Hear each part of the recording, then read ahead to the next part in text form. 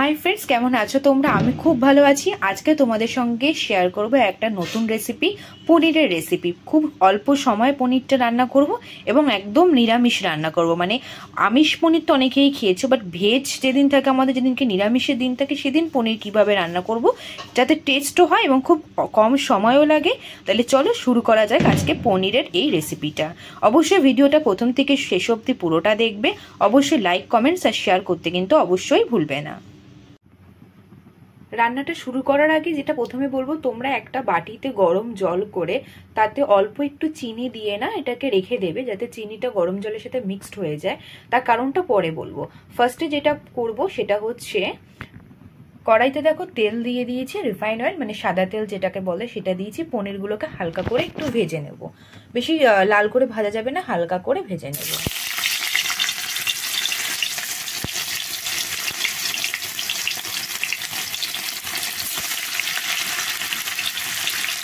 আচ্ছা, আরেকটা কথা বলে দিই, আমি যেখানে পনিরটা ইউজ করছি না এটা ক্রিম পনির। পনির আমি জানি না তোমরা হয়তো সবাই জানো বা সব দোকানে পাওয়া যায় কিনা বলতে পারবো না। আমাদের এখানে পনির দু রকমের হয়, একটা নর্মাল পনির, একটা ক্রিম পনির। হয়তো সব মিষ্টির দোকানেই পাওয়া যায়, আমি এটা মিষ্টির দোকান থেকে নিয়েছি। তো এটা কিন্তু আমি ক্রিম পনির নিয়েছি, কারণ ক্রিম পনিরটা না বেশ একটু সন্দেশ একটু বেশ খেতে লাগে, বেশি ভালো লাগে, তার জন্য আমি একটু ক্রিম পনিরটাই ইউজ করেছি এখানে। এটা হালকা করে ভেজে নেবো।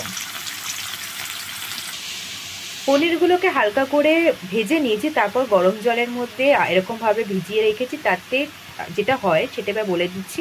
গরম জলে চিনি দিয়ে ভেজালে কি হয়, পনিরটা তো নর্মালি মিষ্টি মানে মিষ্টি হয় না, পনিরের সেরকম তো কোনো স্বাদ থাকে না। তো এই গরম জলের মধ্যে যদি চিনি দিয়ে মিশিয়ে রাখি না, তো ওই মিষ্টি একটা ভাব যায়, যার ফলে পনিরটা খেতে আরও টেস্টফুল লাগে, আরও বেশি ভালো লাগে। তার জন্যই এটা করতে পারি, পনিরটা খুব সফটও থাকে। আচ্ছা, এরপরে যেটা করেছি, অবশ্যই পনিরে একটুখানি আলু দেবো। তো আলুটা আমি আগেই কেটে রেখেছিলাম, আলুটাকে এবার একটু ভেজে নিচ্ছি। আর এখানে আমি ক্যাপসিকামগুলো কেটে রেখেছি, তবে এটা পরে দেবো, আগে আলুটাকে ভেজে নিতে হবে, তারপর ক্যাপসিকামটা দেবো। পনিরটা কিন্তু আমি নুন কিছু দিয়ে ভাজিনি, বাট আলুটা যখন ভাজবো তখন নুন দেবো। আচ্ছা, আমি কিন্তু এই রান্নাটাতে কোনো রকম হলুদ ইউজ করব না, মানে হলুদ দেবো না।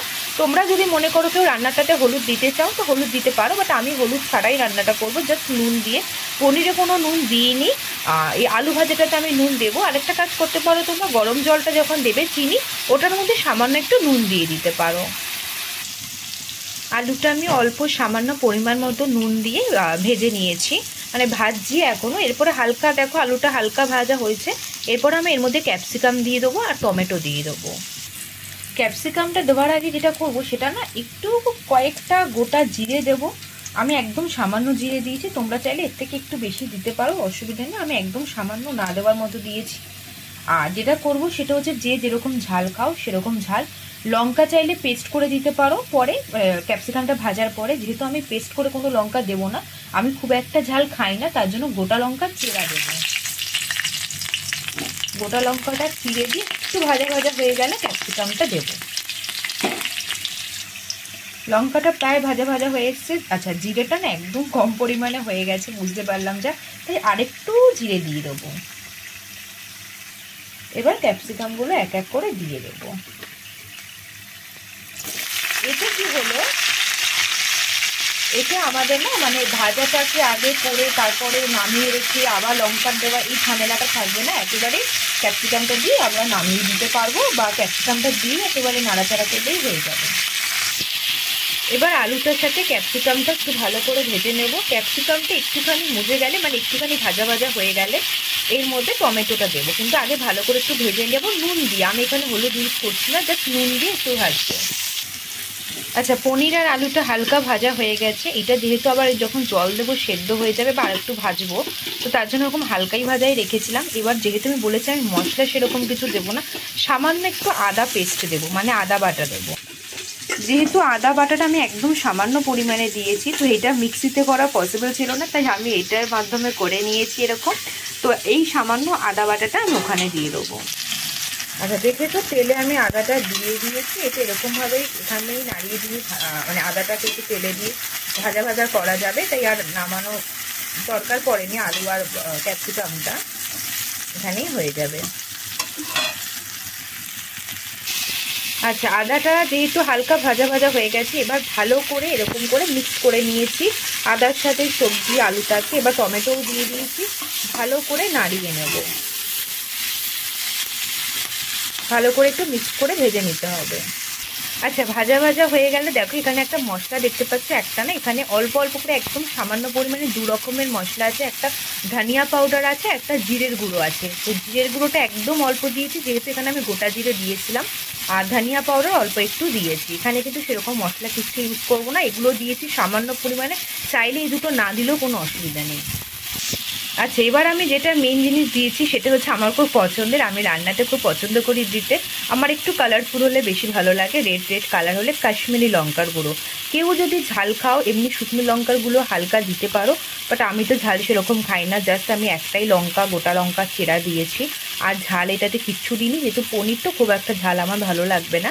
তো সেক্ষেত্রে আমি এখানে জাস্ট কালারফুল হওয়ার জন্য বা কালারটা আসার জন্য আমি কাশ্মীরি লঙ্কার গুঁড়োটা ইউজ করেছি। আচ্ছা, ভালো করে মিক্সড করার পর এবার কালারটা দেখো কীরকম হয়েছে, বেশ দেখতে ভালোই লাগছে। এবার এখানে জল দিতে হবে।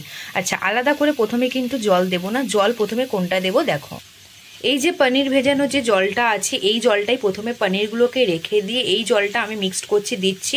তারপরে যদি মনে হয় সেদ্ধ হওয়ার জন্য আরেকটু জলের প্রয়োজন, তবে গিয়ে আলাদা জল দেবো, নয়তো এই জলটাই কিন্তু তোমরা সবার আগে ফার্স্ট মিক্সড করবে। এই জলটাই দেবে, কারণ এই জলটা একদম তোমার চিনি দেওয়া যেহেতু আছে, তো ফ্রেশ জল এবং চিনি দেওয়া আছে। পনির রান্নাতে, নিরামিষ রান্নাতে হালকা মিষ্টি মিষ্টি হলে ভালো লাগে। তো এই জলটাই আমি মিক্সড করছি, এই জলটাই দিচ্ছি। একটু দেখে নেবে যাতে পনিরগুলো এখনই না পড়ে যায়, মানে এখনই পনিরগুলো দেবো না, জাস্ট জলটা দিচ্ছি।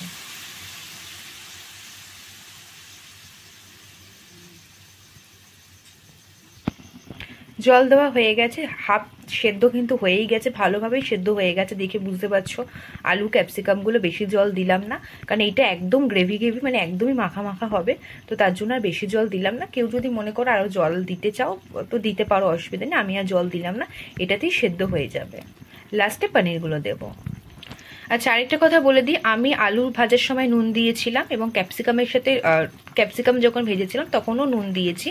তো নুনের পরিমাণ যদি তোমাদের মনে হয় এখন একটু দিতে হবে তো দিতে পারো, যদি তখনই বেশি করে দেওয়া থাকে তাহলে আর দেওয়ার প্রয়োজন নেই। আমি এখন সামান্য একটু নুন দেবো, যেহেতু আমার তখন নুনটা কম দেওয়া ছিল। নুনের পরিমাণটা কিন্তু বুঝে দেবে।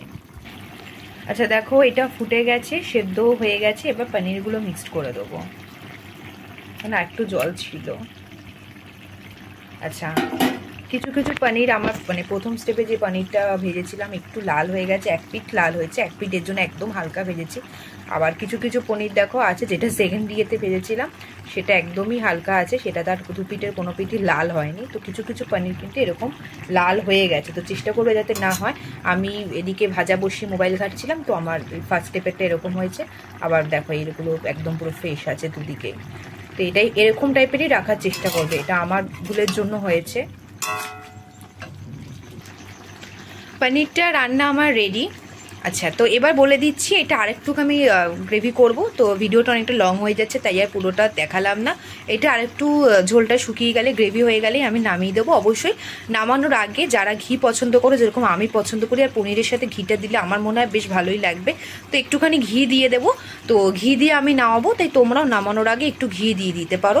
এবার গরম মশলাটা অনেকে বলতে পারো দিতে পারো, কিন্তু আমি পনিরের সাথে গরম মশলাটা ঠিক পছন্দ করি না, তাই দেবো না। আমি নর্মালি এটা নামানোর সময় ঘি দিয়ে নামিয়ে দেবো। এটা কিন্তু ভাতের থেকেও বেশি লুচি পরোটার সাথে বেশি ভালো লাগবে। তো খেতে পারো, ট্রাই করে অবশ্যই কমেন্ট করে জানিও কেমন হয়েছে। সবাইকে টাটা, বাই, শুভরাত্রি, গুড নাইট, ভালো থেকো।